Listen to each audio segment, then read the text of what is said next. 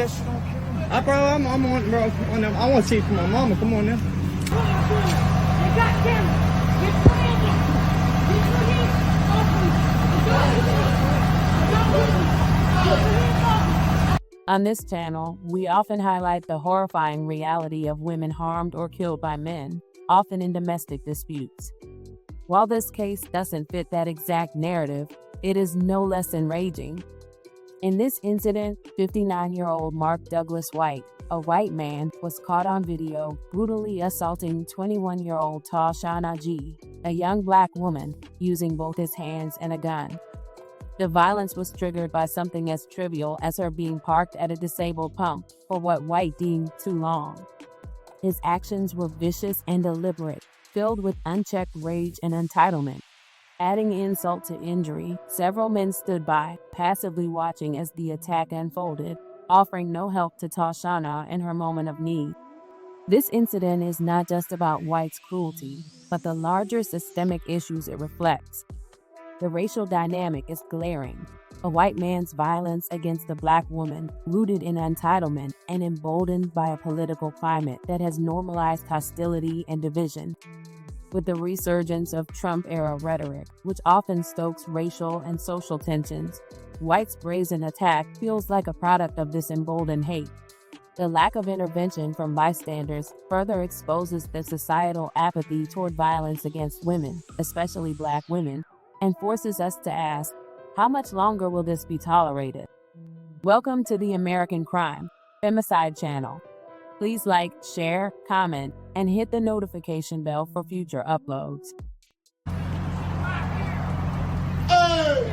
Bro! He got a gun on her right now.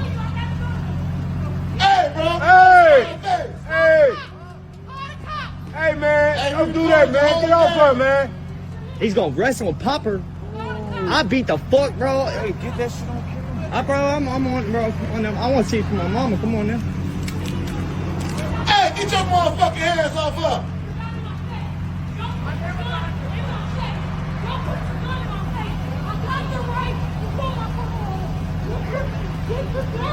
No! Hey, get that motherfucking pistol off her!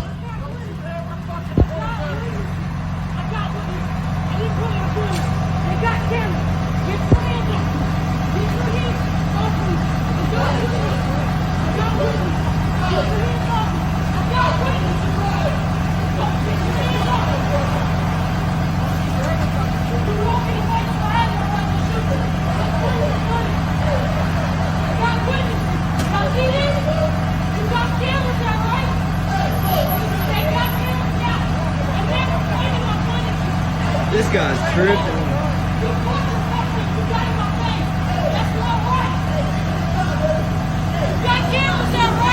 I just leave. I just leave. Hey, I got you. Hold on, baby! Hold on! They're on their way, sis. I don't know why you're pointing your gun like you're a cop or something. Sister, pull off!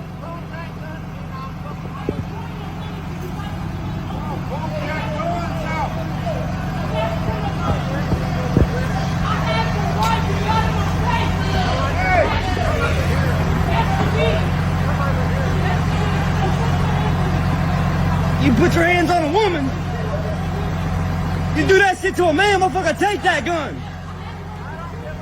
Hey, get in your car, brother! Take that motherfucker, you point that bitch at me. Get in your car!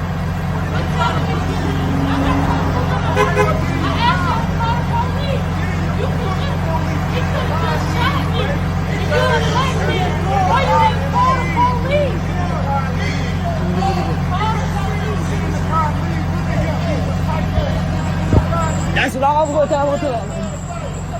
Hey, quit pointing that gun at me, bro. Point it to the ground, bro. Hey, I ain't gonna tell you again, bro. Quit pointing that gun at me. Pointing it at the ground, bro. I ain't gonna tell you again, bro. Pointing it at the ground, I'll take it out of your hands. Quit pointing it at me, I'll take it out your fucking hands, bro. Straight up. I'm going inside. I got enough video for me. I'm going inside. My best friend got killed for that shit. I'm cool. Come up here, man. Tashauna recounted how the incident began over something trivial. She was parked at a disabled gas pump that wasn't working. White, driving a pickup truck with a trailer, pulled up behind her, honking aggressively.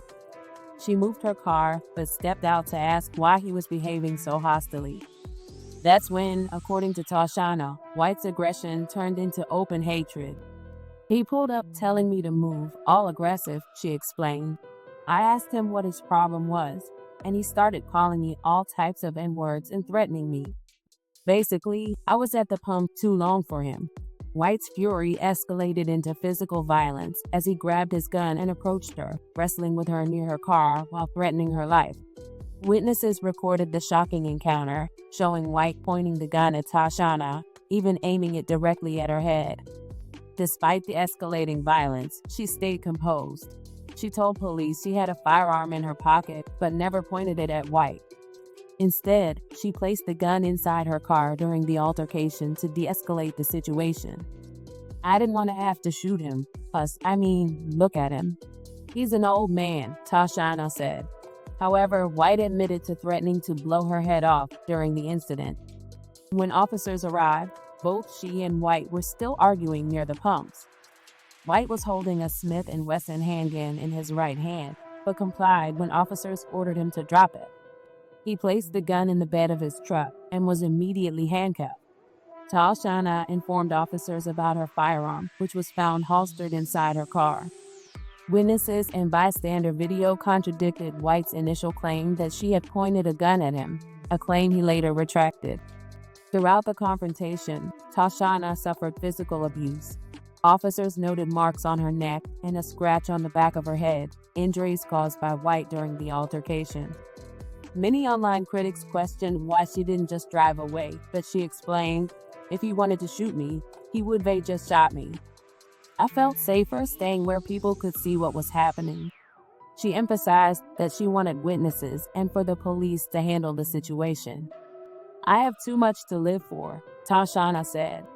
"I'm not going to shoot somebody for calling me the N-word. He went to jail, and that's what was supposed to happen. I'm just happy we're both still here." Still, the experience left her shaken. "I could hear the hate in his voice," she said, reflecting on the venom behind White's words and actions. This evening, a 60-year-old North Carolina man is behind bars in Marion County after he was caught on camera threatening a woman at gunpoint. The video you see there, this happened right outside of a busy gas station on Indy's northeast side. Yeah, tonight, Fox 59's Jesse Wells is talking with the man who recorded that video, and he joins us now to explain what happened. Jesse.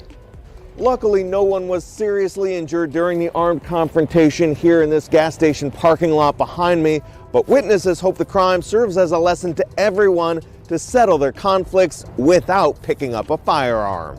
Overhearing an argument Tuesday night outside a speedway at 56th and Emerson, a witness started recording a fight on his phone between a woman sitting in her car and a man standing next to her door. Hey, bro! Hey! Multiple witnesses began yelling for help after the man pulled out a gun and violently pointed the weapon at the victim's head. She didn't do anything to show signs of aggression, so he definitely took it to the extreme. Kevin Edwards recorded the fight and watched the armed suspect repeatedly threaten to shoot the woman at point-blank range. That was completely unnecessary to pull a firearm. I don't know why you're pointing your gun like you're a cop or something. The suspect, 60-year-old Mark White, held the woman at gunpoint as they argued for several more minutes until police arrived. That's why I was saying on the recording, who the hell does this guy think he is, you know? Once on scene, officers arrested White for intimidation and battery with a deadly weapon, as well as criminal recklessness and strangulation.